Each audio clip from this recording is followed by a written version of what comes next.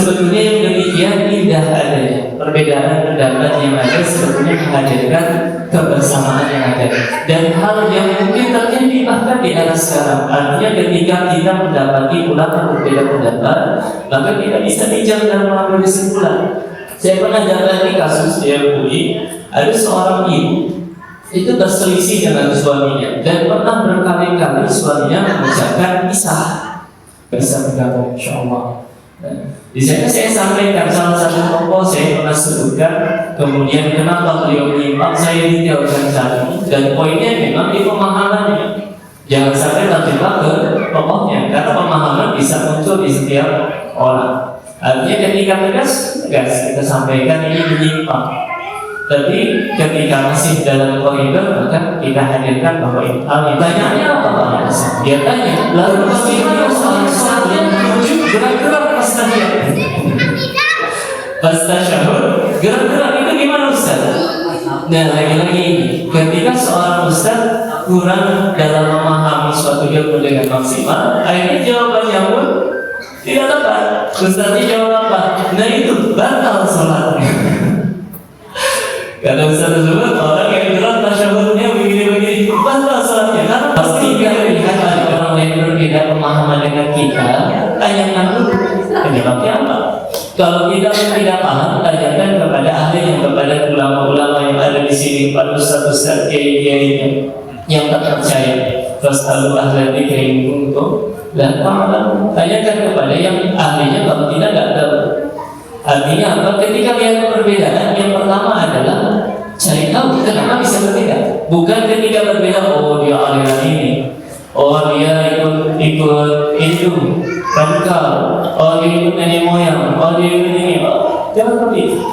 واعتصموا بحبل الله جميعا ولا تفرقوا. Bismillahirrahmanirrahim. Assalamualaikum warahmatullahi wabarakatuh. Alhamdulillahirrahmanirrahim. Salatu wassalamu ala asyrofil anbiya'i wal mursalin wa ala alihi wasallam. Yang kami hormati Bapak Ibu jemaah Majelis Majelis Muslim Seluruh Dunia, jemaah Masyarakat Nasional Dunia. Yang kami hormati Bapak Ibu dari 1 sampai 27, yang kami hormati Bapak RW yang dalam masa perjalanan. Alhamdulillah Bapak Ibu Majelis Seluruh Dunia dan Majelis Ikhwan yang oleh Allah Subhanahu Wa Taala disuruh kita padatkan kepada Allah Subhanahu Wa Taala atas segala nikmat Islam, sehingga pada hari ini kita berkumpul dalam pengajian rutin Yasin Tahlil, yaitu memperingati Isra Mi'raj Bapak Ibu sekalian. Insyaallah Yasin Tahlil, sholawat, doa bersama dan tausiah yang akan dibaca oleh guru kita telah hadir juga, yaitu adalah Ustaz dari Presti Wijaya yang membimbing kita dalam surat Yasin. Yang selanjutnya akan dilanjut tausiah yaitu oleh Bapak Ustaz Efmal Muhammad Nasi, yaitu Kepala Bidang Penelitian MUI Serpong Tangerang Selatan. Yang selanjutnya sambil menunggu kedatangan tokoh Cisarua, yaitu pemimpin kita, yaitu Bapak Camat Haji Muhammad Yusuf Fakhrozi. Insyaallah akan hadir dengan kita Bapak Ibu sekalian. Marilah kita ucapkan sholawat dan salam kepada Muhammad sallallahu alaihi wasallam. Semoga kita dapat syafaat beliau. Selanjutnya Bapak Ibu sekalian, kita mulai acara pengajian di surat Yasin. Tahlil yang dipimpin oleh Pak Ustaz Presti Wijaya. Waktu dan tempat kami haturkan. Baik, terima kasih Pak Gus Sehu atas waktu dan tempat yang telah diberikan. Assalamualaikum warahmatullahi wabarakatuh. Waalaikumsalam. Alhamdulillahilladzi anzala as-sakinata fi qulubil mu'minin yazdadu imanan ma'a imanihim. Asyhadu an la ilaha illallah wa asyhadu anna Muhammadan abduhu wa rasuluh. Hadir di tengah-tengah kita, tak lupa juga yang saya hormati para sesepuh, guru-guru yang ada di Serpong Tangerang ini, Mohon izin untuk yasinan saya pimpin. Adapun untuk yasinan tahapannya pertama seperti biasa kita akan membaca tawasul terhadap Nabi Muhammad SAW. Setelah itu kita membaca surat Yasin, ayat kursi, dan juga Al-Ikhlas, Al-Falaq, dan An-Nas. Dan untuk doa mungkin nanti sama Ustaz Iqbal ya di penutupnya ya, gitu ya, atau sama pasangan. Jadi hanya sampai An-Nas. Setelah itu kita akan lanjut ke Ustaz Iqbal. Baik, kita mulai ya. Bismillahirrahmanirrahim. Ila hadratin Nabi Mustafa sallallahu alaihi wasallam Muhammad sallallahu alaihi wasallam wa ala alihi wa azwajihi wa auladihi wa dhurriyyatihi al-Fatihah. A'udzu billahi minasy syaithanir rajim. Bismillahirrahmanirrahim. Alhamdulillahirabbil alamin. تنزيل العزيز الرحيم لتنذر قوما ما أنذر آباؤهم فهم غافلون لقد حق القول على أكثرهم فهم لا يؤمنون إنا جعلنا في أعناقهم أغلالا فهي إلى الأذقان فهم مقطعون وجعلنا من بين أيديهم سدا ومن خلفهم سدا فأغشيناهم فهم لا يبصرون كفوا أحد بسم الله الرحمن الرحيم قل هو الله أحد الله الصمد لم يلد ولم يولد ولم يكن له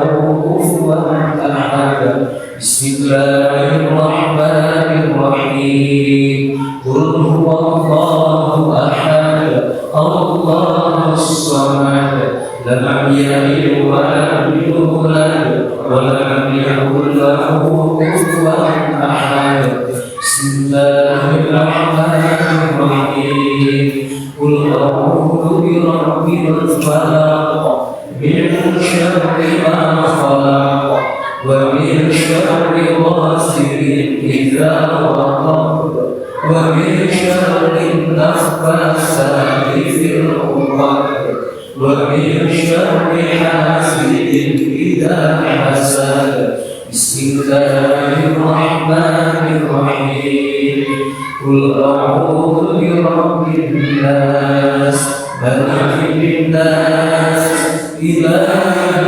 الناس من شر الوسواس الخناس الذي يوسوس في صدور الناس من الجنة والناس بسم الله الرحمن الرحيم وإلهكم إله واحد لا إله إلا هو الرحمن الرحيم الله لا إله إلا هو الحي القيوم لا تأخذه سنة ولا نوم له ما في السماوات وما في الأرض من ذا الذي يشفع عنده إلا بإذنه يعلم ما بين أيديهم وما خلفهم ولا يحيطون بشيء من علمه إلا بما شاء وسع كرسيه السماوات والأرض ولا يؤوده حفظهما وهو العلي العظيم صدق الله العظيم. Assalamualaikum warahmatullahi wabarakatuh. Alhamdulillah telah kita resumkan satu Yasin, tahlil dan tahlil bersama yang dipimpin oleh Pak Ustaz, Bapak Ibu, Presiden Wijaya. Terima kasih Pak Ustaz. Dan alhamdulillah kami hormati telah hadir juga teman kita, yaitu ada dari MUI dan juga dari DMI, yaitu Guru kita Ustaz Dr. Haji Muhammad Pak Hidayat Iqbal. Assalamualaikum warahmatullahi wabarakatuh. Dan terima kasih juga telah hadir dari DMI, yaitu Pak Ustaz Burhanuddin, Pak Ustaz Saiful. Terima kasih Pak dan jajaran DMI. Dan telah hadir juga usia kita, yaitu guru kita Ustaz Iqbal Hadirasi, yaitu Kepala Bidang Penelitian MUI Wilayah Serpong, Tangerang Selatan. Assalamualaikum Ustaz. Selanjutnya kita mulai caranya, yaitu adalah selanjutnya untuk usia seorang pemimpin dan guru kita Ustaz Iqbal Hadirasi dan tempat kami persilakan.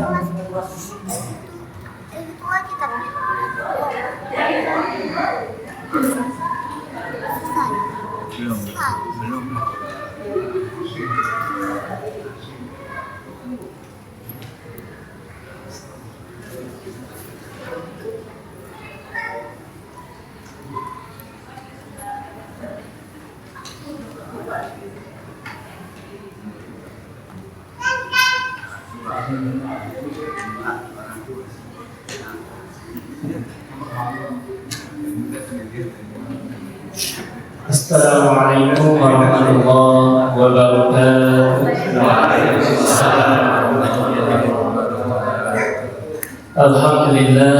Alhamdulillahilladzi asra bi'abdihi laylan minal masjidil haram ilal masjidil aqsa.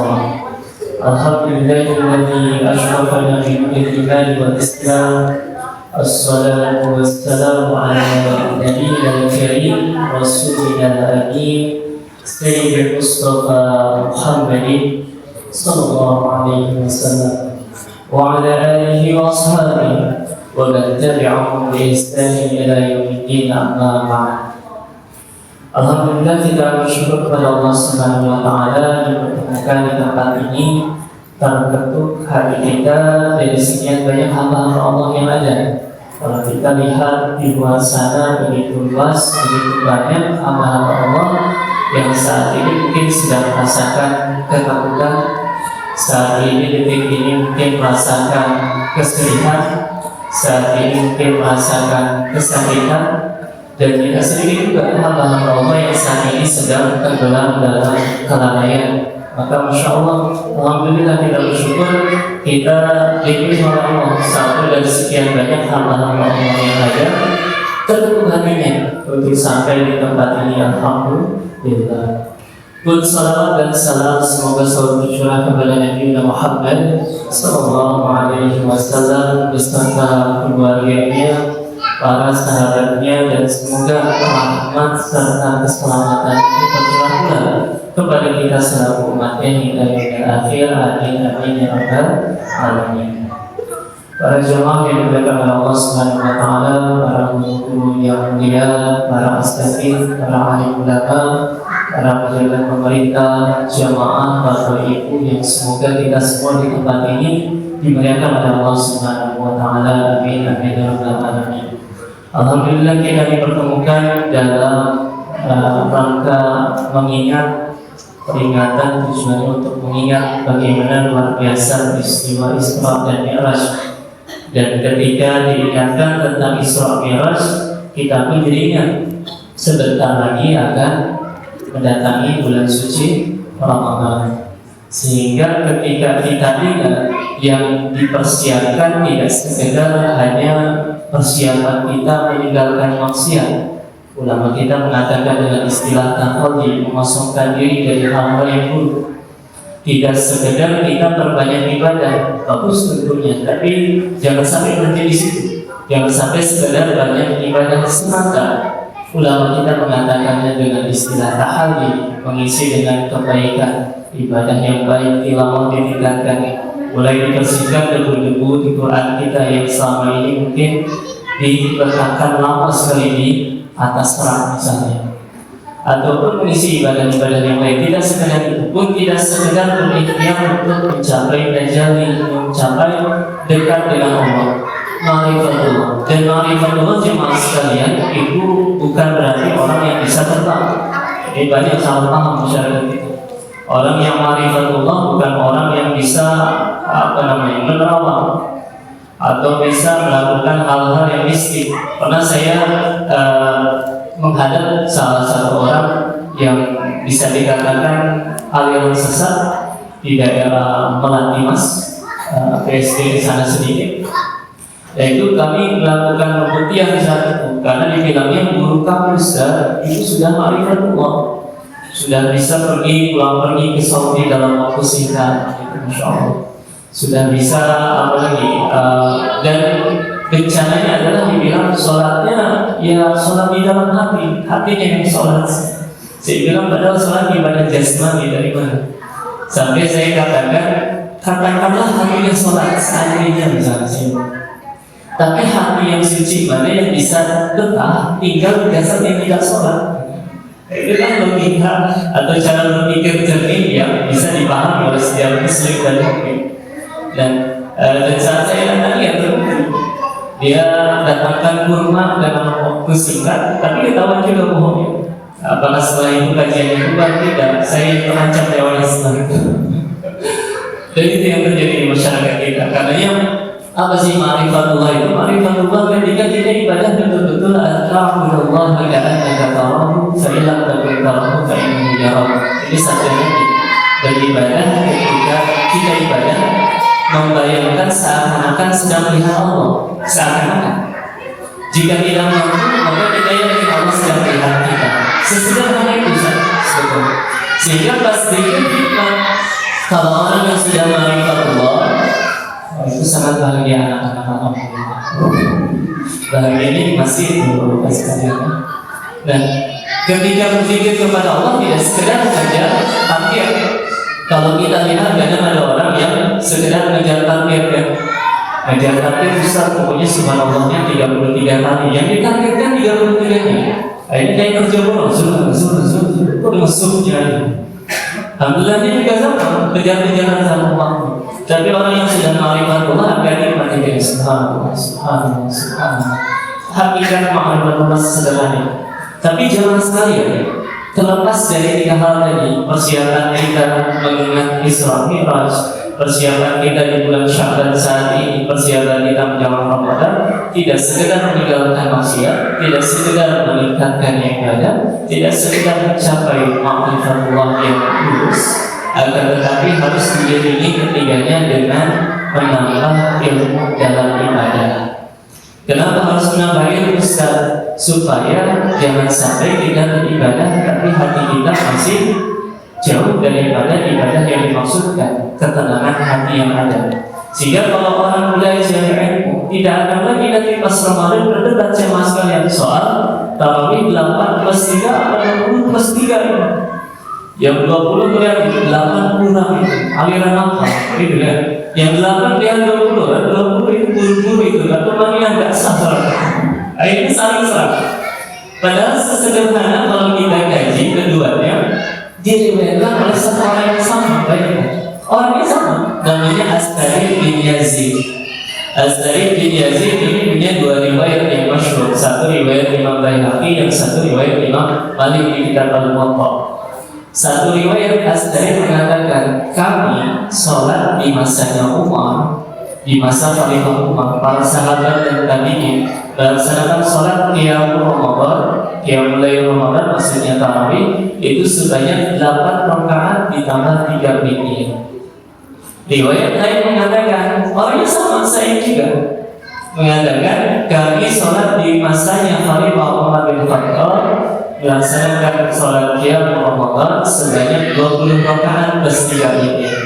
Orangnya sama, yang satu bilang 8 plus 3 witir, yang satu bilang 20 plus 3 witir. Beda, tapi ujungnya sama. Ujungnya saya bilang ini. Dan artinya baik yang riwayat 8, baik yang riwayat 20, di ujungnya saya bilang. Dan tidaklah kami keluar dari masjid kecuali di ambang waktu fajar. Artinya yang 8 sama selesai waktu sahur.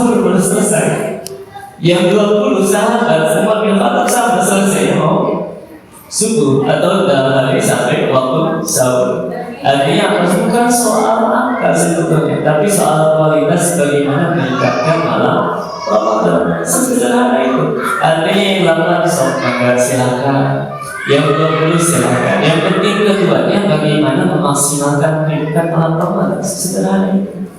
Makanya ketika saya di Mesir, di Masjid Al Azhar, itu selesai tarawih jam 11 malam, 20 rakaat plus 3 witir.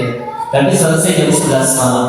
Dan uniknya adalah jemaah sekalian, ketika melaksanakan tarawih di Masjid Al Azhar, pasca 8 rakaat itu dijeda dengan utuh.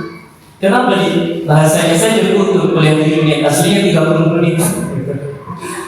Kenapa bisa dijeda utuh pasca 8 rakaat? Karena itu masih besar dan pasti ada yang menyepakati atau lebih sepakat dengan ulama yang memahami hadis bahwasanya 8 rakaat cukup tarawih bisa keluar tanpa perlu berdesakan. Bayangkan bagaimana luar biasanya ulama kita pun pengurus masjid dalam mengawasi itu. Artinya yang 8 sama nggak silakan keluar dulu pelan-pelan, yang lain minimal kutuk. Selesai kutuk 30 menit setelahnya orang yang 8 rakaat sudah pada keluar. Yang sisanya mau melanjutkan 20 merapat ke depan. Seindah itu sebetulnya. Kalau kita isi dengan pengetahuan, bisa juga diterapkan di sini. 8 rakaat ada kutuk, ada keluar. Kalau keluar di sini pulang aja. Beda lagi. Bukan karena pengen 8 rakaat karena hadis atau karena mengikuti Nabi. Berarti kalau pengen pulang aja lebih cepat. Keduanya bersama. Artinya kalau kita kaji ilmu baik, sebetulnya yang demikian indah adanya. Perbedaan pendapat yang ada sebetulnya menghadirkan kebersamaan yang ada. Dan hal yang mungkin terjadi bahkan di era sekarang. Artinya ketika kita mendapati ulama berbeda pendapat, maka kita bisa bijak dalam mengambil kesimpulan. Saya pernah dapati kasus di MUI, ada seorang ibu itu berselisih dengan suaminya dan pernah berkali-kali suaminya mengucapkan pisah. Kemudian datang ke saya mengatakan, Ustaz, bagaimana ini suami saya berkali-kali bilang pisah. Kemudian saya tegaskan, ketika suami ini bilang pisah, karena dalam bahasa Indonesia kalimat talak yang sahih ada 2 jemaah sekalian, cerai dan talak. Selain 2 kalimat ini masih dianggap kinayah, termasuk pisah, termasuk kamu balik ke rumah orang tua. Kinayah itu makna kiasan, sehingga diputuskan sesuai niatnya. Jadi itu harus dikonfirmasi ke siswa. Kata istrinya ini, saya udah pastikan saat itu. Ini pisah cerai. Suaminya bilang iya. Tapi jangan pisah. Saya tanya berapa kali itu terjadi? Itu sudah sering sekali. Habis pisah kayak itu, kemudian pergi, kemudian balikan lagi. Balikannya sekedar balikan ke rumah saja. Balikan diam-diaman kalau berhubungan suami istri dan setelahnya terasa normal lagi. Tapi kalau berantem bisa lagi. Ketika itu saya pastikan ibu sudah berapa kali kejadian. Wah, tak terhitung sudah sering sekali. Maka saya katakan saat itu ini sudah jatuh talak 3 berarti. Sudah tidak halal kecuali ibu sudah menikah dengan laki-laki lain. Cuma karena jawaban saya ini berat, saya rekomendasikan kepada Ustaz yang lain daripada MUI juga. Saya katakan coba hubungi Ustaz ini. Pun saya hubungi beliau, nanti ada ibu akan bertanya soal itu. Ketika menghubungi, berbeda jawabannya. Nah, ini uniknya, artinya di era ulama terdahulu dan era Ustaz ataupun ulama di era modern saat ini pun perbedaan dalam memahami Al-Quran dan hadis itu bisa terjadi. Bukan Al-Quran yang berbeda, bukan hadis yang berbeda, tapi cara memahami yang terkadang berbeda. Ustaz yang satunya ini mengatakan apa? Mengatakan ibu belum talak 3, belum talak 1, artinya masih bisa balikan dengan suami. Tapi anak ibu yang 2 ini hasil zina. Saya kaget dengan itu bisa hasil zina. Karena dalam madhab Syafi'i rujuk atau balikan itu harus dilafazkan. Sedangkan ini suami pas balikan, ya sudah balikan saja diam-diaman berhubungan badan, tidak ada bahasa kita rujuk, kita balikan, tidak ada. Sehingga dianggapnya mereka berhubungan dalam kondisi bukan suami istri. Saya katakan ini sama-sama bukan jawabannya. Akhirnya kita arahkan langsung ke kantor MUI Tangerang Selatan saat ini. Dan putusannya saat itu adalah belum talak 3. Hasil pembukaan kemudian diputuskan, diminta keterangan langsung suaminya seperti apa, dilihat secara detail, sederhananya seperti itu. Dan poinnya adalah jemaah sekalian, perbedaan semacam ini mungkin saja terjadi. Dan apa yang harus dilakukan Ustaz saat itu? Saat itu ketika saya dihadapkan seperti itu, saya katakan ke ibu, silakan ambil yang paling ringan. Dan ini perkara pernikahan awal syaksiat. Pun dalam perkara jinayah hukum pidana, idahkala ulama, ketika ulama berbeda pendapat dan sama-sama kuat dalilnya, falyakud bi'akhaffiha, ambil pendapat yang paling meringankan karena sama-sama kuat pendapatnya. Demikian dalam kondisi kita mungkin dalam keseharian mendapati kok kata Ustaz ini beda, kata Ustaz ini beda, Ustaz yang sana kajiannya beda lagi. Mana yang benar? Kita kan yang awal bingung secara seperti itu. Maka pilih satu, tapi jangan mudah menyalahkan yang lain. Sesimpel itu sebetulnya. Karena semuanya pada dasarnya selagi masih lurus, itu berdasarkan pemahaman dari Al-Quran maupun hadis. Sama halnya seperti tadi. Berbeda halnya kalau memang sudah menyimpang, ini beda. Harus tegas kita. Saya waktu di Masjidil Harul Haq di Gamis, saya mengisi kajian rutin di Ahad subuh Ahad ketiga. Mungkin yang masih juga bisa bergabung, insyaallah. Di sana saya sampaikan salah satu tokoh saya pernah sebutkan, kemudian kenapa beliau menyimpang, saya detailkan saat ini. Dan poinnya memang di pemahamannya. Jangan sampai terjebak ke tokohnya, karena pemahaman bisa muncul di setiap orang. Artinya ketika tegas kita sampaikan ini menyimpang. Tapi ketika masih dalam koridor, maka kita hadirkan bahwa ini hal yang perlu kita pahami bersama.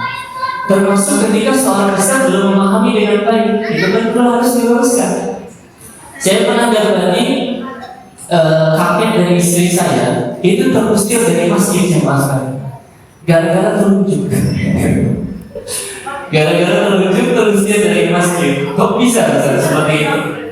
Beliau cerita saat itu, Iqbal ini panggilannya Aki. Aki itu tak pernah terusir dari masjid itu. Terusir secara halus, cuma agak kasar juga. Gara-gara terunjuk. Saya tanya, gimana Aki bisa gara-gara terunjuk kok bisa diusir dari masjid? Jadi ada sebuah kajian di masjid itu, ustaznya menyampaikan perihal hal-hal yang membatalkan sholat, hal-hal yang membatalkan sholat.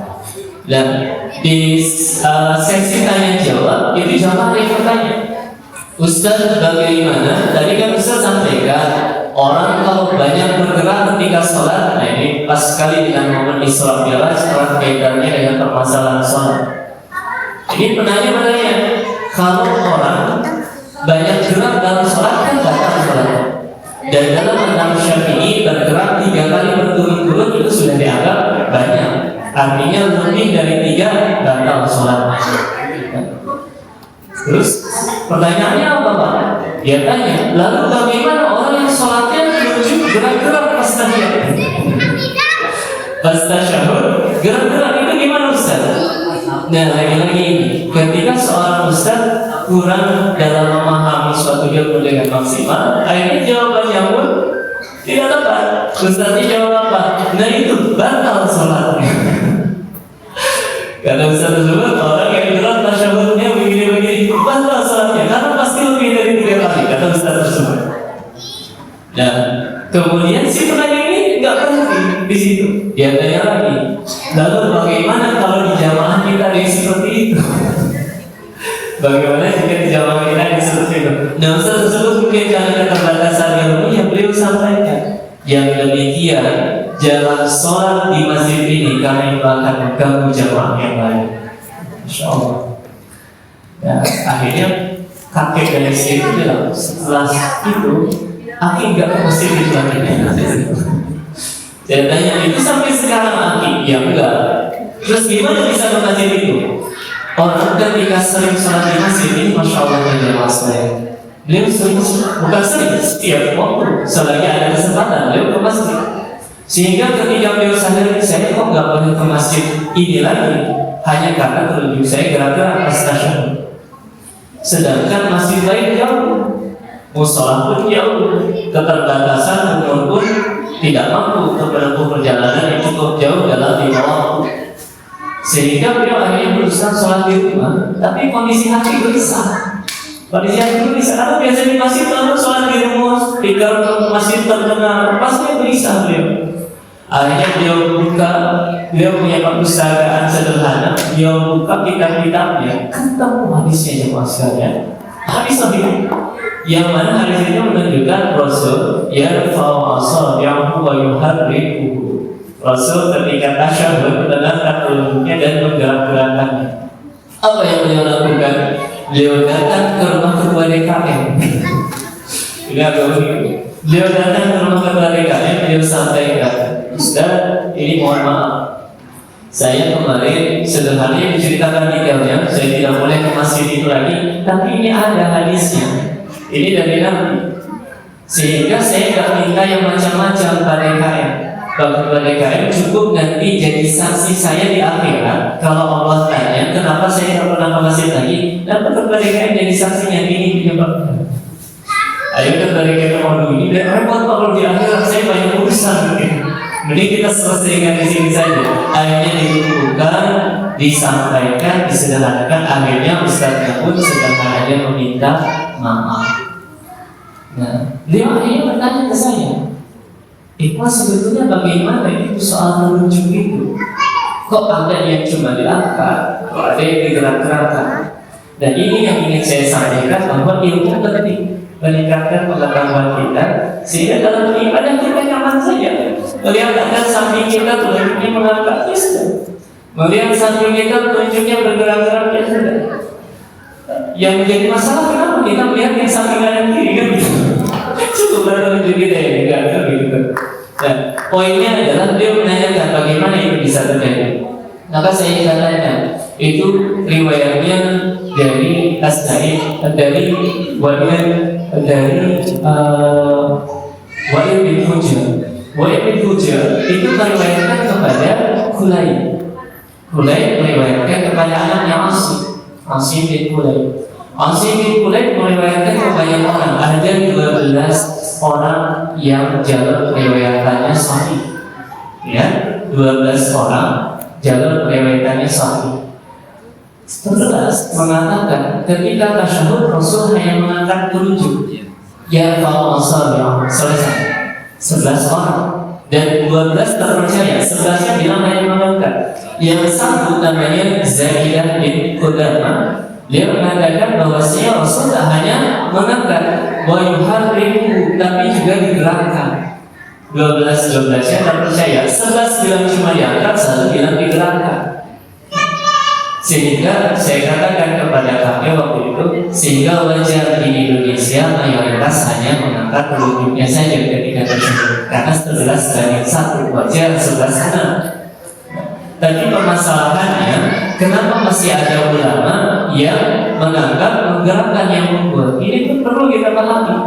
Karena banyak perselisihan terjadi, perdebatan, permusuhan, karena tidak saling paham sebetulnya. Oke, saya misalnya tahlilan, si fulan tidak tahlilan. Masalahnya kenapa si fulan tidak tahlilan? Saya tidak tahlilan, tetangga saya tahlilan. Masalahnya kenapa tetangga saya bisa tahlilan? Itu yang kadang tidak kita pahami bersama. Terlepas kita punya pemahaman, terlepas kita punya prinsip, saya ikut Ustaz ini dalam memahami Al-Quran dan As-Sunnah.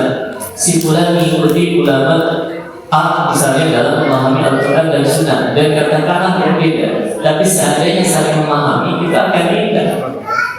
Maka saya tadi tanyakan kepada kami, permasalahannya kalau 11 orang bilang hanya telunjuk diangkat selesai, itu wajar, benar sudah sama-sama. Permasalahannya kenapa masih ada yang menggerakkan, kan begitu? Dan maka saya katakan yang menggerakkan ini ulama menggunakan kaidah fikih juga. As-suhud muqaddam 'ala nafi, yang menetapkan ada itu lebih utama dibanding yang bilang tidak ada.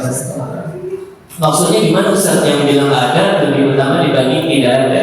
Katakanlah kita ambil 5 orang terpercaya di Allah sekarang. Ada 5 orang yang kita yakin dia tidak akan bohong. Kita minta 5 orang ini masuk ke dalam masjid Ar-Rahman. Pas mereka keluar kita tanya, di dalam masjid ada mikrofon tidak? 4 orang bilang nggak ada, saya nggak nemu mikrofon. Penyanggaannya ada, tapi mikrofonnya nggak ada. Tidak yakin itu nggak akan ngomong ini orang berlima ini. 4 orang bilang nggak ada mikrofon di dalam masjid. 1 orang bilang ada mikrofon tapi di pojok. Mana kira-kira yang kita simpulkan? Kesimpulannya ada atau tidak? Pasti kita simpulkan, oh ada. Kenapa bisa kita simpulkan ada padahal cuma 1 orang yang bilang? Karena yang satu ini melihat sesuatu yang tidak.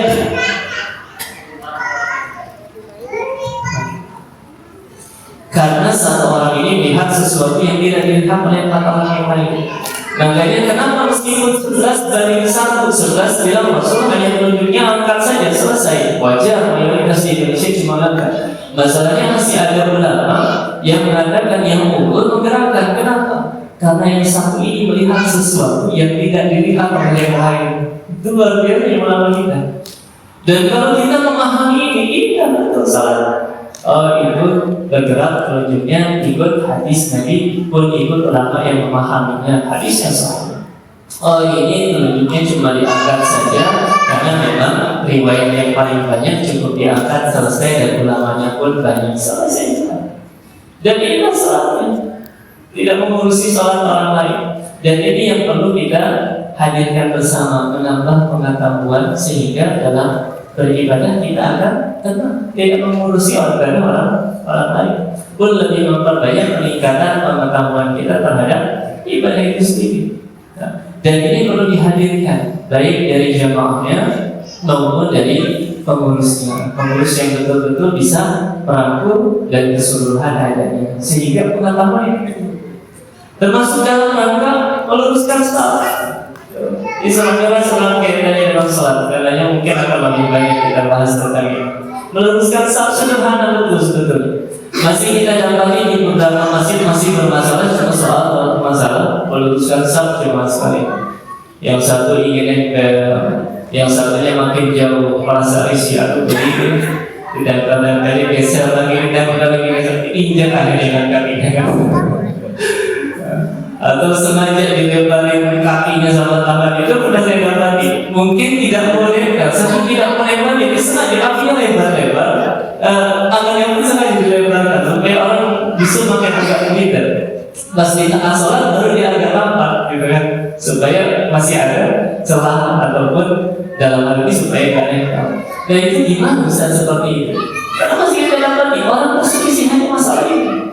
Berdebat hanya masalah ini, bermusuhan hanya masalah kapan tanggal. Hadisnya sederhana, Rasul setiap mau sholat itu memberikan arahan istawu suku bangun. Istawu arti aslinya kalau kita ambil dari bahasa Arab artinya samakan. Saya minta kalian sama. Cuma orang Indonesia kan nggak ngerti. Samakan saat kalian apa samakan gitu kan. Nah, ini kita terjemahkan luruskan dan rapatkan staffnya. Dan poinnya adalah ulama sepakat sholat itu sempurna kalau staffnya rapat. Permasalahannya rapat itu nempel atau tidak, gitu kan? Jadi semuanya sepakat. Namanya sah harus rapat supaya sempurna. Permasalahannya rapat itu nempel atau tidak. Nah di sini ulama baru berbeda pendapat. Dan kalau kita kan lagi sholat ibadah yang menenangkan hati. Jadi jangan sampai orang sholat ke masjid hatinya tenang pulang malah lupa itu si pulang bukannya rapat sama. Berenggang pulang saya tak masukkan. Ikut saya pulang akhirnya ikut kita begitu. Yang satu lagi si pulang tidak mau rapat sholatnya. Asal. Jadi pulang bukannya tenang hatinya malah ngeluar. Dan ini berawal dari permasalahan tidak adanya pengetahuan satu dengan yang lain. Dan semuanya harus memahami. Ulama beda-beda kan. Rapat itu nempel atau tidak. Hadisnya sama. Saya pun mengkaji ulama-ulama yang mengunggulkan harus nempel, pun ulama-ulama yang mengunggulkan tidak harus nempel. Tapi uniknya jamaah sekalian, baik ulama yang mengatakan namanya sah harus nempel tangan pundak ketemu tangan, pundak ketemu pundak, kaki ketemu kaki, nempel. Ataupun yang bilang tidak harus nempel. Uniknya adalah hadisnya sama yang dijadikan dalil. Ini unik. Dalilnya sama. yaitu riwayat dari Bukhari, satu riwayat dari Abu Hurairah, satu riwayat dari Anas bin Malik. Lafaznya beda tapi maknanya sama. Dikatakan di sana, wa kana ahaduna yanzibu mankibahu bi mankibi sahibihi. Di masa kami sholat, salah seorang dari kami itu menempelkan pundaknya dengan pundak orang di sampingnya, wa qadamahu bi qadamihi, dan kakinya pun nempel dengan kaki orang di sampingnya. Dan di sini ulama menyimpulkan, oh berarti sahabat sholatnya nempel pundak dengan pundak, ketemu kaki dengan kaki. Karenanya wajar kalau kita temukan saudara kita, tetangga kita ini pada sudah biarkan saja. Kalaupun seandainya kita yang senyum saja dulu, kita harus insya Allah nggak geli-geli sekali kalau terbiasa kan. Tapi masalahnya mayoritas di Indonesia tidak nempel kan begitu. Kita lihat banyak masjid itu nggak nempel. Dan ternyata ada ulama juga yang menguatkan pendapat itu, rapat tidak harus nempel. Kenapa? Ini penting. Kenapa bisa seperti itu? Sehingga kita dalam ibadah memahami dan lebih luas ataupun lebih lapang dalam menyikapi hal tersebut. Permasalahannya adalah kata ulama yang mengatakan tidak harus nempel. Hadis ini lafaz awalnya perlu diperhatikan. Wa kana ahaduna, ini sama persis dengan hadis yang Bukhari. Pun riwayat Abu Hurairah, wa kana rajulun minna, pakainya mufrad. Artinya adalah dan salah seorang di antara kami, bahasanya. Ahad itu kan satu. Wa kana rajul, dan seorang pemuda lelaki di antara kami. Seorang laki-laki di antara kami. Artinya apa? Ulama ini memahami berarti yang nempel bukan mayoritas sahabat, tapi minoritas. Sehingga mayoritas sahabat berarti tidak nempel sahabatnya ketika sholat. Dari sini ulama ada memahami orang rapat. Jangan sampai ada celah orang bisa lewat. Jadi jangan sampai. Kalau masih renggang orang bisa lewat, artinya memang belum rapat. Baik yang memahami nempel atau tidak itu jelas, masih bisa orang lewat bukan rapat. Tapi kalau dia rapat tapi tidak nempel, berarti masih mengikuti hadis Nabi, masih mengikuti sunnah Nabi, masih mengikuti sahabat yang saat ini juga banyak yang tidak menempel tapi masih dalam koridor rapat sahamnya. Artinya menempel poin tidak ada sendiri. Dan kalau kita pahami yang semacam ini dengan mengingat peristiwa Isra Mi'raj dengan poin sholat yang diutamakan di dalamnya, pun menjelang Ramadan dalam persiapan ibadah kita yang maksimal akan lebih ringan jadinya. Kita dapati tetangga kita, saudara kita menganggap oh ini ikut pendapat ulama yang memahami hadis ini, sahabat ada yang nempel, artinya keutamaan juga mengikuti sunnah Rasul dan sunnah sahabat. Ada saudara kita kok dinempel dia menghindar ya, oh berarti memang mungkin dia ikut memahami ulama yang memahami bahwa sunnahnya Nabi ataupun mayoritas sahabat sebenarnya tidak nempel, tapi jangan sampai ada orang bisa lewat masih dalam koridor rapat. Sesederhana itu. Artinya jika pengetahuan kita meningkat, maka akan lebih sedikit peluang terjadinya permusuhan, perdebatan yang tidak perlu. Dan ini perlu dihadirkan supaya ibadah kita nyaman, supaya ibadah kita betul-betul tenang dan lebih fokus kepada puncak peribadatan kepada Allah. Anta'budallaha ka'annaka tarahu fa in lam takun tarahu fa innahu yaraka. Beribadah seakan-akan melihat Allah, dan jika tidak mampu membayangkan sedang melihat Allah, cukup yakini Allah sedang melihat kita. Nah itu hanya fokus ke situ, ibadah jadi lebih tenang. Sebagaimana dalam riwayat hadis Sahih Muslim dari Abu Hurairah, bahwasanya ketika orang sholat, Rasul sudah menyampaikan, wa idza qala al-'abdu, ketika seorang hamba berkata di dalam sholatnya, alhamdulillahi rabbil alamin, ya Allah hanya segala puji hanya milik Engkau Tuhan semesta alam. Qala Allah jawab bacaan kita, hamidani abdi, hambaku sedang memujiku. Jadi kalau permasalahan tidak dapat kita sudah selesai, pengetahuan kita baik, kita akan fokus ke yang baik-baik. Ibadah sholat gak fokusin ini, lapan gak lapan, sudah tidak masanya lagi. Oh ini kok dia telurnya gerak-gerak, kita perhatiin, udah 3 kali batal itu. Fokus di ibadah orang lain. Tapi kalau kita sudah selesai dengan perkara ini, pengetahuan kita sudah baik, maka lebih fokus ke yang baik. Bagaimana dijelaskan oleh Nabi, kita baca ya Allah segala puji hanya milik Tuhan semesta alam. Kita yakin dan kita yakin tentunya Dari hadis sahih dan Rasul menyampaikan, Allah jawab bacaan kita, hamidan ya abdi, hamba sedang memujiku. Wa idza qala al-'abdu, ketika hamba melanjutkan bacaannya, Ar-Rahmanir Rahim, ya Allah Maha Pengasih Maha Penyayang. Kita baca itu Al-Fatihah dalam salat. Allah jawab, asna alayya abdi, hamba sedang menyanjungku, kata Allah. Wa idza qala al-'abdu, ketika dilanjutkan lagi bacaannya, maliki yaumiddin, ya Allah Engkau yang menguasai hari pembalasan. Qala Allah jawab lagi. Jadi bukan persoalan, bukan perrokaan, perbacaan Allah jawab. Hamajadani abdi, kata Allah, hamba sedang memuliakanku. Dilanjutkan lagi bacaannya, iyyaka na'budu wa iyyaka nasta'in. Ya Allah, hanya kepada Kau hamba menyembah, hanya kepada Kau hamba memohon pertolongan. Qala Allah, hadza baini wa baina 'abdi wa li 'abdi mas'ala. Kata Allah, ini hubungan spesial antara aku dengan hamba. Dan jika benar sholat hamba, baginya apapun yang dia minta. Jadi mungkin kita punya banyak harapan saat ini belum terkabul. Mungkin salah satu penyebabnya adalah karena sholat kita belum maksimal. Kata Allah, jika benar sholatnya, wali abdi masalah, bagi hamba apapun yang dia minta. Ihdinas siratal mustaqim. Ya Allah, banyak ujian dunia, banyak cobaan dunia, banyak godaan dunia. Tunjuki kami mana jalan yang lurus, Allah. Tunjuki kami, Allah. Siratal ladzina an'amta 'alaihim ghairil maghdubi 'alaihim waladdallin. Yaitu jalan orang-orang yang Kau beri nikmat, ya Allah, bukan jalan orang yang sesat, bukan jalan orang-orang yang Kau berkahi, bukan pula jalan orang yang sesat. Qala Allah jawab, hadza li 'abdi wa li 'abdi mas'ala. Ini doa yang amat luar biasa khusus untuk hamba, doa yang luar biasa.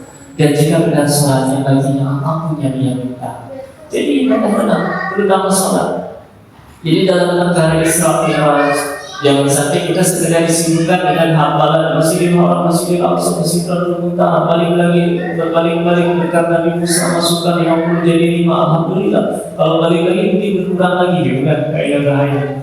Tapi lupa hikmah dari perjalanan itu apa? Supaya bagaimana kita memaksimalkan ibadah kita. Pernah saya bertanya kepada guru saya, saat ini Nabi Muhammad sedang terpukul ya secara sisi manusiawi, karena Sayyidah Khadijah wafat, Abu Talib wafat. Secara manusiawi terpukul sekali, istri paman tercinta wafat. Tapi kenapa Isra Mi'raj dalam banyak kitab dikatakan sebagai hiburan Nabi, menenangkan hati Nabi? Sedangkan dua hasil Isra Mi'raj itu nampak beban sholat. Di mana hiburannya? Saya tanyakan saat itu. Di mana hiburannya? Maka dijawab oleh guru kami, bagi hamba yang sedang terpuruk, hamba yang sedang banyak masalah, kita bukan pasti mengalami fase sedang susah-susahnya, sedang berat-beratnya. Tidak ada hiburan yang paling menenangkan hati kecuali ketika hati ini lapang dilapangkan oleh Allah. Dan sholat itu salah satu mengiyakan. Kalau kita melihat ada orang lain berbeda pemahaman dengan kita, tanyakan dulu penyebabnya apa. Kalau kita tidak paham, tanyakan kepada ahli, kepada ulama-ulama yang ada di sini, pada ustaz-ustaz, kiai-kiai yang tak percaya. Fasalu ahla dzikri untuk dan ta'lamun. Tanyakan kepada yang ahlinya, kalau tidak tahu. Artinya apa? Ketika lihat perbedaan, yang pertama adalah cari tahu kenapa bisa berbeda. Bukan ketika berbeda, oh dia aliran ini, oh dia ikut itu radikal, oh dia ikut nenek moyang, oh dia ikut ini, oh, jangan begitu. Tapi ketika berbeda pendapat, hal yang pertama yang dihadirkan, kok bisa ya beda ya? Padahal tetanggaan nih, kenapa bisa beda di sholatnya? Akhirnya mengkaji yang ia pahami, mendalami yang kita amalkan. Itu mungkin sebetulnya. Dan ketika ini dihadirkan, kesimpulan akhir kita akan lebih fokus untuk ibadah yang sebetulnya tujuan utama kita bagaimana ibadah kita dekat dengan Allah Subhanahu wa Ta'ala. Maka semoga saya sampai sudah terima kasih. Kenapa sudah? Boleh. Baik, kita tutup dengan doa. Semoga dari apa yang disampaikan mendapatkan kebaikan untuk kita semua. diridhoi Allah Subhanahu wa taala, pun dengan apa yang kita kaji menjadikan kita menjadi orang yang lebih baik ke depannya. Amin ya rabbal alamin. A'udzu billahi minasyaitonir rajim. Bismillahirrahmanirrahim. Allahumma lakal hamdu kama yanbaghi li jalali wajhikal karim wa li'azimi sultanik. Allahumma shalli ala Muhammad wa ala ali Muhammad. Allahumma anfa'na bima 'allamtana wa 'allimna ma yanfa'una. Ya Allah, jadikan ilmu yang kami kaji pada malam hari ini menjadi ilmu yang bermanfaat, ilmu yang melembutkan hati kami, ilmu yang menenangkan jiwa kami, ya Allah, ilmu yang mendatangkan ridha-Mu, ilmu yang menuntun kami menuju surga ya rabbal alamin. Allahumma la tad'alna fi maqamina hadza dhanban illa ghafarta. Ya Allah, jangan Kau biarkan kami meninggalkan dhanban ini kecuali telah Kau ampuni dosa-dosa kami, ya Allah. Wala hamdan illa farajta. Jika kami datang dalam keadaan rendah gelisah, jangan Kau biarkan kami meninggalkan tempat ini kecuali telah Kau tenangkan hati kami, ya Allah. Wala maridan illa syafaita. Ya Allah, jika kami datang dalam keadaan sakit atau keluarga kami sakit, jadikanlah majelis ini menjadi perantara koridor untuk menyembuhkan segala macam penyakit kami dan orang sekeliling kami, ya Allah. Wala hajatan min hawaijid dunya wal akhirah illa qadaita. Ya Allah, banyak harapan dan doa dalam hidup kami, hidup dan mati kami, dunia dan akhirat kami, maka jadikanlah majelis ini menjadi perantara Engkau ridha untuk mengabulkan segala macam hajat dan doa kami, ya rabbal alamin. Allahumma barik lana fi Rajab wa Sya'ban wa baligh Ramadan. Ya Allah, berkahi kami di bulan Rajab dan Sya'ban, berkahi setiap amal hidup kami, ya Allah, pun sampaikan kami untuk mendapatkan kemuliaan di bulan suci Ramadan. Rabbana atina fid dunya hasanah wa fil akhirati hasanah wa qina adzabannar. Ya Allah, kami memohon agar dunia tempat kami berpijak saat ini menjadi dunia yang baik, dunia yang menyenangkan jiwa kami, ya Allah, pun akhirat kami telah menjadi akhirat yang baik, serta lindungi kami, ya Allah, lindungi keluarga kami, saudara kami, tetangga kami, rekan kami, orang sekeliling kami, lindungi kami dari siksa api neraka, ya Allah. Pun jadikan kami berganti dengan tangan kelak yang ada di tempat ini beserta keluarga kami menuju surga ya rabbal alamin. Wassallallahu ala sayyidina Muhammad wa ala alihi wa sahbihi wasallam. Walhamdulillahi rabbil alamin. Akhirul kalam, mohon maaf atas segala salah dan kelapnya. Assalamualaikum warahmatullahi wabarakatuh. Waalaikumsalam warahmatullahi wabarakatuh. Alhamdulillahirrahmanirrahim. Telah kita dengarkan bersama dari Ustaz Iqbal Ustaz Muhammad Rahim Mersi, gurunya sungguh luar biasa. Kita menyikapi yaitu perbedaan, semoga perbedaan itu sebenarnya indah ya maksudnya. Tergantung kalau kita paham. Jadi kalau kita memahami secara ibadah kita menjadi lebih nikmat. Mungkin itu Ustaz yang saya harus sedikit. Semoga apa yang disampaikan beliau menjadi bahan untuk kita semuanya yang bisa kita amalkan dan dilakukan sehari-hari. Amin amin ya rabbal alamin. Jemaah majlis yang dua yang saya hormati, bisa melihatkan bangga tadi kita datang juga itu saudara kita dari majlis Analiyah dari Destinasi Keselamatan, dan juga ada Pak RW sudah hadir, Pak Bram, terima kasih Pak Bram. Selanjutnya kita tunggu yang mungkin yang sangat kita kenal ya beserta Bapak Ibu sekalian, yaitu adalah pemimpin kita di Cisauk ini, yaitu Bapak Haji Muhammad Yusuf Al-Rozi. Waktu dan tempat, kami persilakan.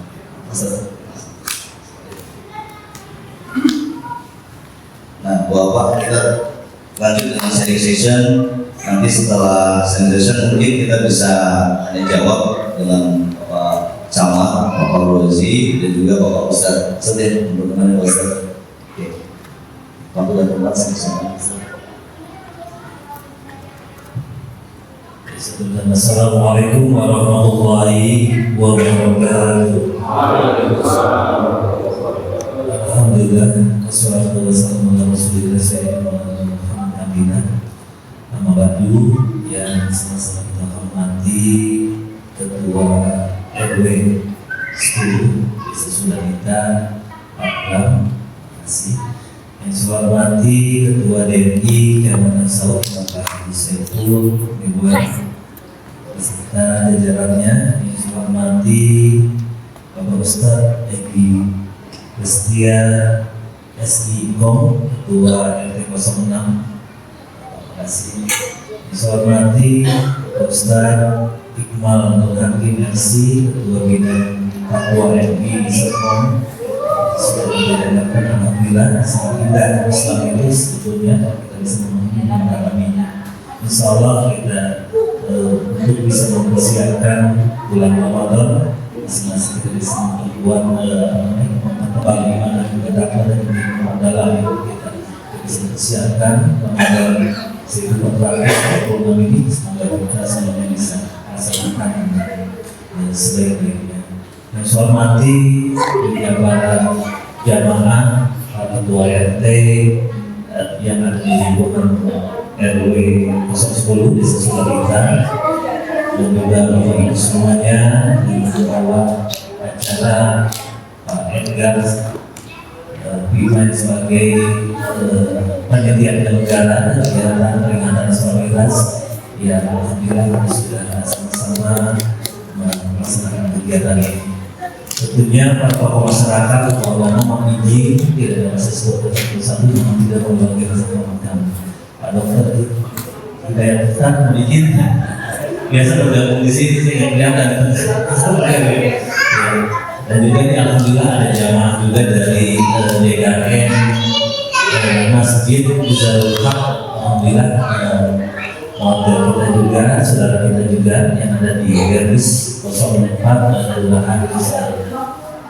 Tentunya pertama-tama marilah kita panjatkan sebelum kita ada Allah Subhanahu wa taala, sebagaimana pada hari ini kita masih diberikan nikmat iman, nikmat Islam, sehingga pada hari ini kita bisa berkumpul silaturahmi dalam rangka kegiatan peringatan Islam Mi'raj yaitu pada bulan Hijrah. Alhamdulillah kita laksanakan pada acara pemberian sholawat dan salam kita kepada Muhammad Sallallahu Alaihi Wasallam pada bulan bersahabatnya kita selanjutnya yang mudah-mudahan mendapatkan syafaat yang dimiliki Allah. Bapak-bapak dan ibu sekalian yang saya hormati, terima kasih atas kesempatan dan juga undangannya yang diberikan kepada kami. Alhamdulillah saya bersyukur bisa berkumpul dengan masyarakat di sini, bisa bertatap muka, bisa berkenalan. Mungkin banyak yang belum tahu Bapak yang ingin perkenalkan nama saya Haji Muhammad Yusuf Roji.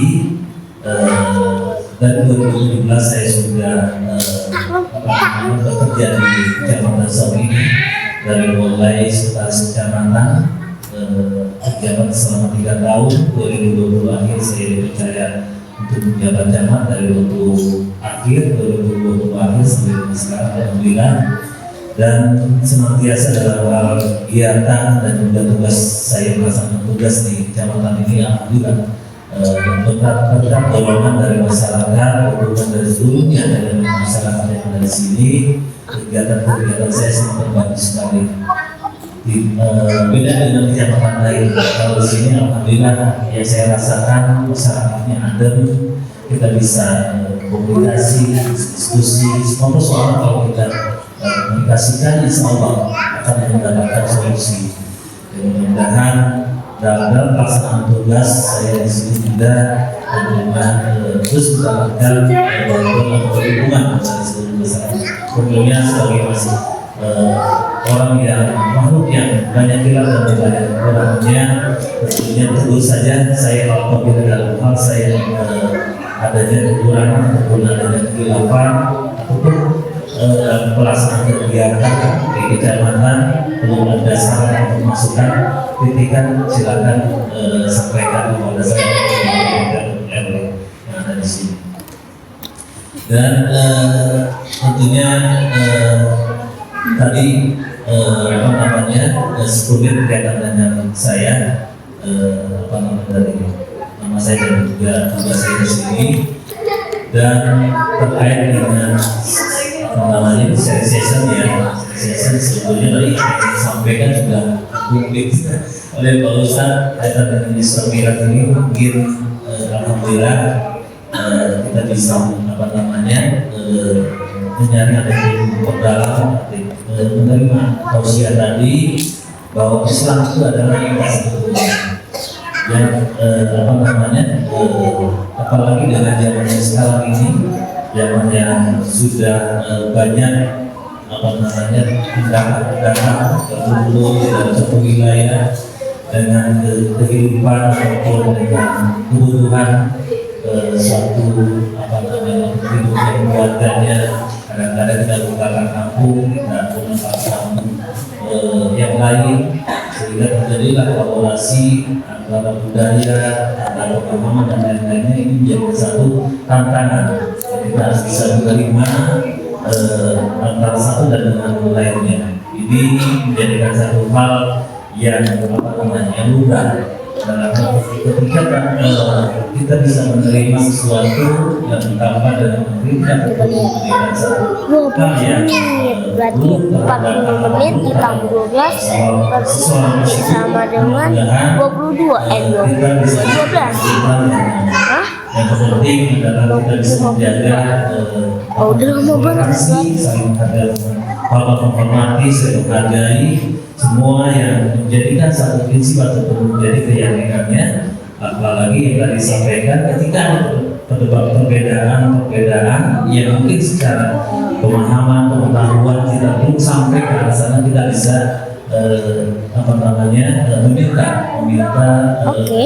pendapat dari yang artinya.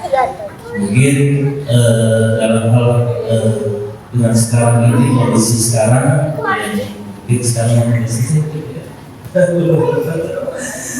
mudah-mudahan insya Allah kita sering selalu silaturahmi, selalu komunikasi, tentunya apapun yang menjadi satu perbedaan sebetulnya kalau kita bisa komunikasikan insya Allah. Dan tadi mungkin saja saudara-saudara kita yang lain yang mungkin yang bisa berkaitan dengan masukan saran dari beberapa masyarakat yang ada di sini.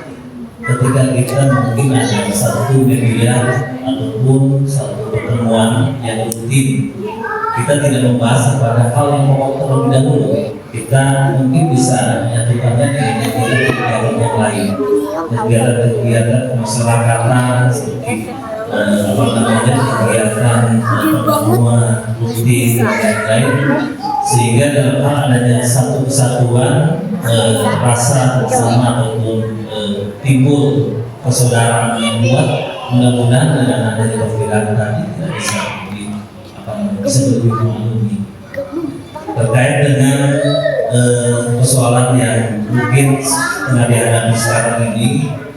Saya melihat tadi sebetulnya sudah disinggung dari Pak Ustaz Iqmal, sudah gamblang sebetulnya. Saya juga pada saat kesempatan pertemuan terakhir dengan Pak Bram dengan Ketua DKN dan jajarannya dan juga beberapa perwakilan masyarakat, tidak kurang apa yang kami sampaikan seperti itu. Jadi pemahaman ketika dalam hal tadi memang banyak sekali Pak untuk ajaran ataupun ilmu fikih yang mungkin kita terima. Kalau kita secara utuh mungkin kita bisa memahami hal apa yang mungkin dilakukan oleh saudara kita.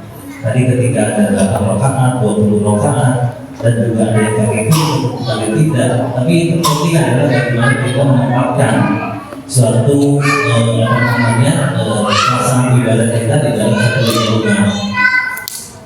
Ada juga riwayat bahwa pernah saya mendengarkan satu usia bahwa Imam Syafi'i pada saat mengimami dari satu kaum ataupun umat yang tidak menggunakan kunut, beliau tidak menggunakan kunut.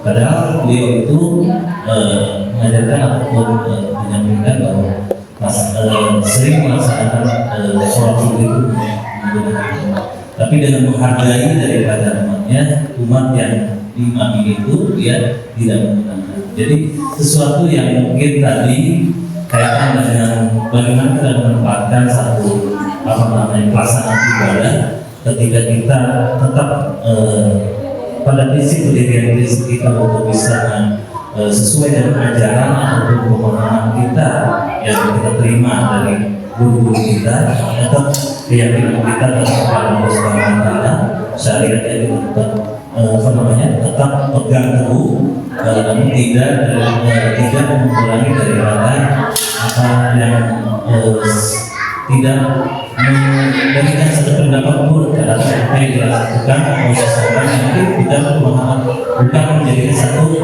berbeda pendapat, berbeda penafsiran yang kita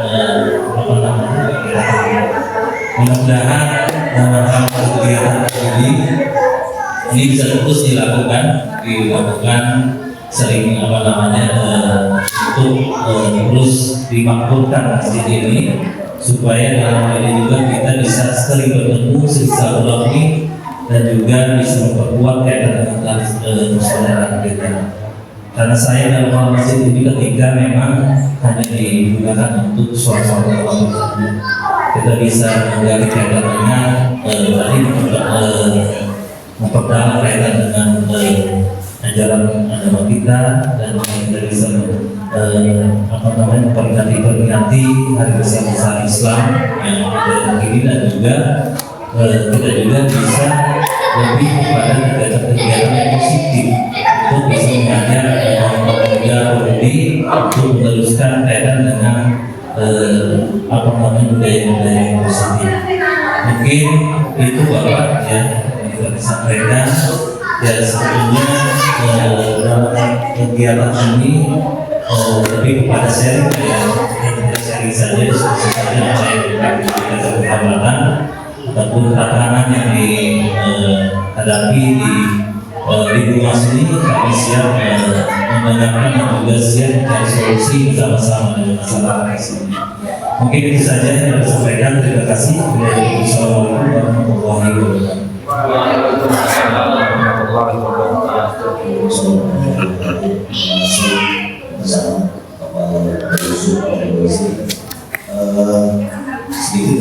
Sedikit dari arahan dari Bapak Saat, jadi kita saat ini kita sudah sering kondisi di DKM sekarang, di masjid sekarang. Semoga hal ini adalah hal yang baik buat kedepannya. Kita menginformasi bersama-sama, saling memahami, dan tidak bersepakat. Mungkin itu dari saya pribadi. Dan Bapak-Bapak sekalian akan sampaikan sesi tanya jawabnya kita mungkin 3 pertanyaan dari boleh bersama atau Bapak Ustaz. Mari kita. Kalau dari ini yang Ibu, Bapak Ibu sekalian yang bermanfaat, Pak Ustaz ini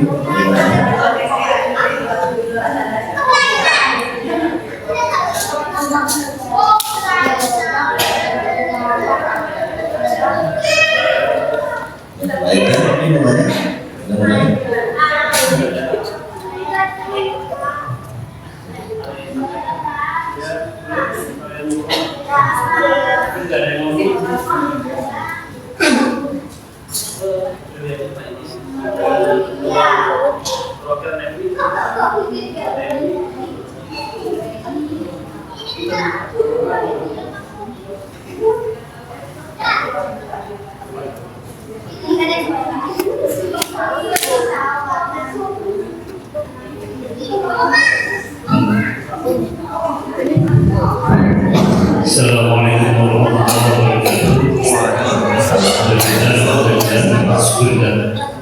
Kita berjalan puji menunjukkan sekarang siapa silaturahim dari umur. Alhamdulillah kita masih berkumpul di tempat yang mulia ini, Masjid Ar-Rahman, sesuai dengan apa yang disampaikan panitia. Ini adalah dengan salatu wassalam kepada junjungan kita Nabi Muhammad sallallahu alaihi wasallam.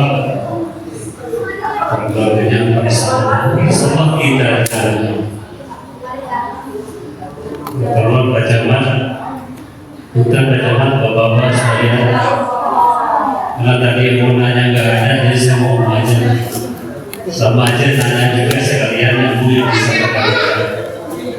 Ya, tadi yang disampaikan Ustaz Iqbal sangat jelas.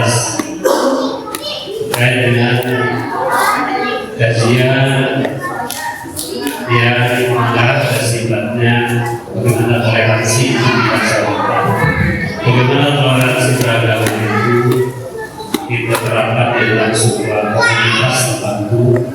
Maksud di masjid ini kan, sama saya kita tentunya ingin bermanfaat bagi sesama kita. Solidaritas dan komunitas. Sebaik-baiknya manusia adalah manusia yang bermanfaat bagi sesama. Kita saling mengingatkan satu sama lain bagian dari Allah. Tadi sampaikan oleh Ustaz Iqmal dan rekan-rekan juga bagian dari manfaat yang saling mengingatkan satu sama lain. Saya lupa belum menyapa Ketua DKM, saya berharap Ketua DKM dan jajaran pengurusnya. Ada kayaknya mana? Bukan?